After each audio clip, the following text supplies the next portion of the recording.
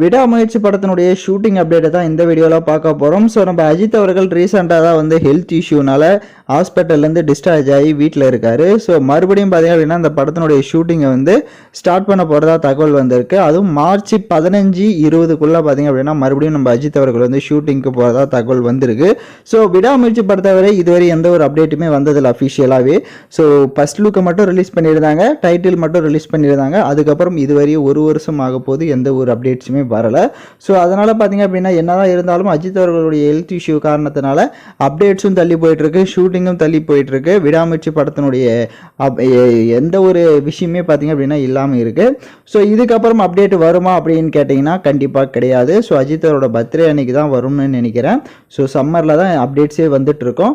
So அதுவரை wait பண்ணி பார்ப்போம். ஸோ ஷூட்டிங்கை பொறுத்தவரை பார்த்தீங்க அப்படின்னா மார்ச் 15-20க்குள்ளே மறுபடியும் ரீஸ்டார்ட் பண்ண போகிறதா தகவல் வந்திருக்கு. விடாமுயற்சி படத்துக்கு நீங்கள் எந்த அளவுக்கு ஒரு எக்ஸ்பெக்டேஷன்ஸில் இருக்கீங்க அப்படின்றத கமெண்ட் பண்ணிவிட்டு சேனலை சப்ஸ்கிரைப் பண்ணிக்கோங்க.